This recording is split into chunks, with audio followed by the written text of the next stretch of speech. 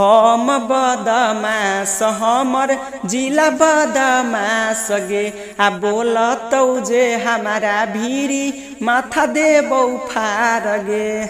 नमस्ते नमस्कार, मैं आपका छोटा भाई राइटर सतीश भाई। तो भैया आप हमारे चैनल में नए हैं तो सबसे पहले हमारे चैनल को सब्सक्राइब कर ले और चैनल को सब्सक्राइब करने के बाद बेल आइकन बटन दबा दे ताकि जो भी नोटिफिकेशन अपलोड करूं तो आप तक पहुंच जाए।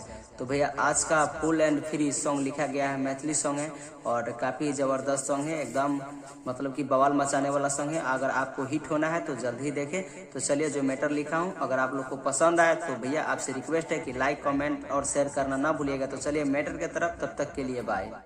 मुखरा जहाँ पर जी लिखा गया है वहाँ लड़की गाएगा। करे न छौड़ाएगा पाछा रे, पिटा जइबे क दे बौहाला रे। करे न छौड़ाएगा पाछा रे, पिटा जइबे क दे बौहाला रे। आ देख बहु दम केतना छौड़ा हऊ तोरा पास रे। तो जहाँ पे बी लिखा गया है वहाँ से लड़का गाएगा। तो चलिए डोमी करके सुनाते हैं। हम बदमाश हमर जिला बदमाश गे आ बोलतौ जे हमारा भीरी माथा देबौ फार गे।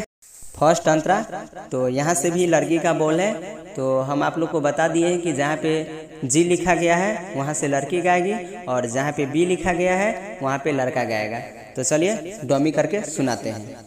तोरा लेखा केतना छौड़ा कैल कैया गा पाछा रे, बोल न चढ़बर के तू छही अबही बाचा रे।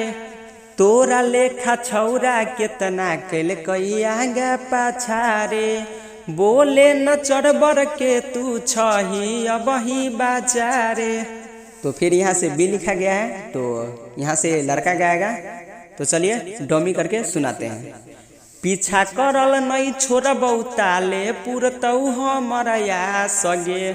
हम बदमाश हमर जिला बदमाश गे, बोलतौ जे हमारा भीरी माथा देबौ फार गे।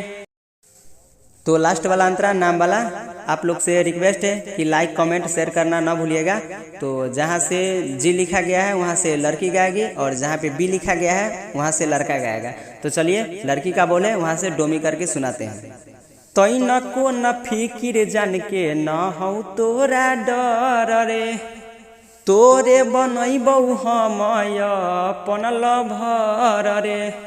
तई न को न फिकिर जान के न हौ तोरा डर रे, तोरे बनैबौ हम अपन लभर रे। राइटर सतीश पंकज कहौ होइ छैनै बरदास गे। हम बदमाश हमर जिला बदमाश गे, बोलतौ जे हमारा भीरी माथा देबौ फार गे।